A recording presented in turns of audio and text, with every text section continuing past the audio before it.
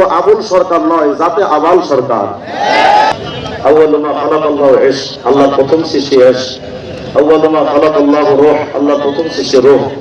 আল্লাহ বলেছেন আউয়ালু মা খালাকাল্লাহু নূর, নবীর নূর হলো প্রথম সৃষ্টি। আউয়ালু মা খালাকাল্লাহু আরশ, আল্লাহর প্রথম সৃষ্টি আরশ। আউয়ালু মা খালাকাল্লাহু আল কলম, আল্লাহর প্রথম সৃষ্টি কলম।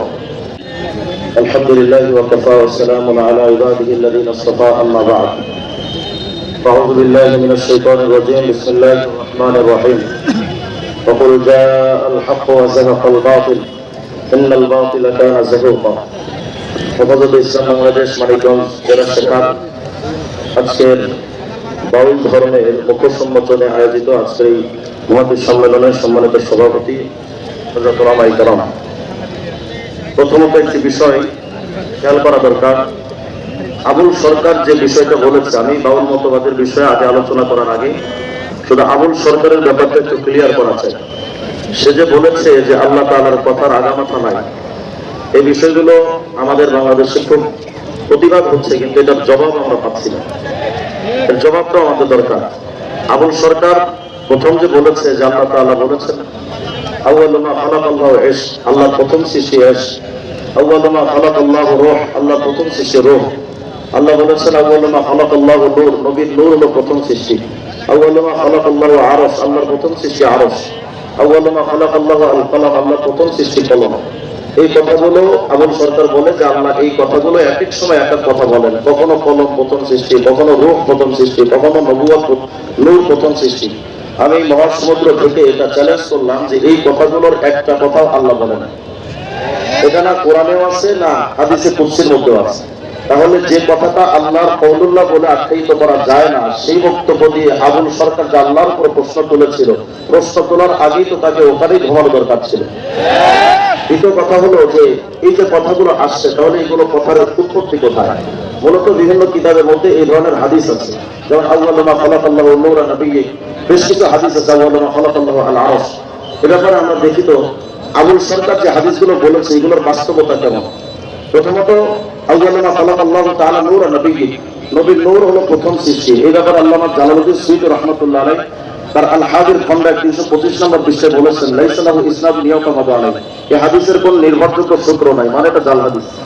দ্বিতীয় নাম্বার আউয়ালু মা খালাকাল্লাহু আল আকল, আল্লাহর প্রথম সৃষ্টি আকল বলে যে কথাটা আছে, ফাইজুল কাদিরের মধ্যে ইবনে হাজার আসকালানী রাহমাতুল্লাহ আলাইহি খণ্ড 4 510 নম্বর পৃষ্ঠায় বলেছেন লাইসা লাহু তারিকুন ইসবাত, এটার কোনো প্রমাণিত সনদ নাই, মানে এটাও জাল।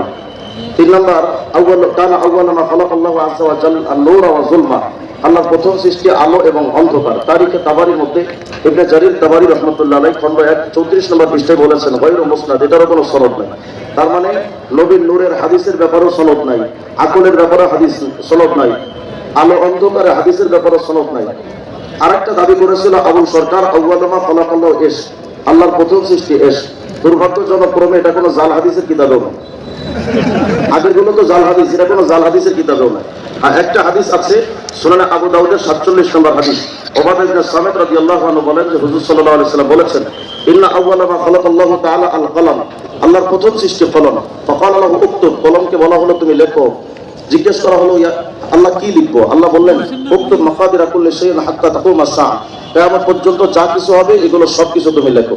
এই হাদিসের মধ্যে দেখা যায় প্রথম সৃষ্টি কলম, কিন্তু এই হাদিসের আরেকটা অংশ আছে যে ওয়াল আরশু আলাল মা, এর এমন অবস্থায় যে আরশ পানির উপরে ছিল।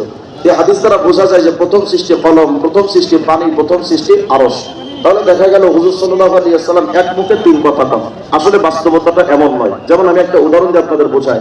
এই যে লিফলেট গুলো হেফাজত ইসলাম মানিকগঞ্জ শাখা থেকে ছাপানো হয়েছে, মনে করেন 10,000 লিফলেট ছাপানো হয়েছে। এটা প্রথম ছাপাতে 10,000, দ্বিতীয় ছাপা আর বের করা লাগে নাই, প্রথম ছাপাতে 10,000। তাহলে এই যে ছাপাটা 10,000, এটাও প্রথম ছাপা। 10,000 নম্বরে যেটা বের হয়েছে ওটাও কিন্তু প্রথম ছাপা। যদি দ্বিতীয় পর্যায়ে কোনো আরো 10,000 ছাপানো হতো, সেগুলোকে বলতো দ্বিতীয় ছাপা। তাহলে এটা হলো এই 10,000-এর প্রত্যেকটা লিফলেট প্রথম ছাপা। আমার বক্তব্য হলো দুনিয়ার একটা প্রেস থেকে যদি প্রথম ছাপাতে 10,000 লিফলেট যদি বের করা সম্ভব হয়, আমার আল্লাহর পক্ষে 10,000 কারো 10 কোটি সৃষ্টি প্রথম চান্সে বের করা বা সৃষ্টি করার ক্ষমতা আছে না নাই? তাহলে এই প্রশ্ন কেন করা হলো? কারণ ও আবুল সরকার নয়, জাতে আবাল সরকার।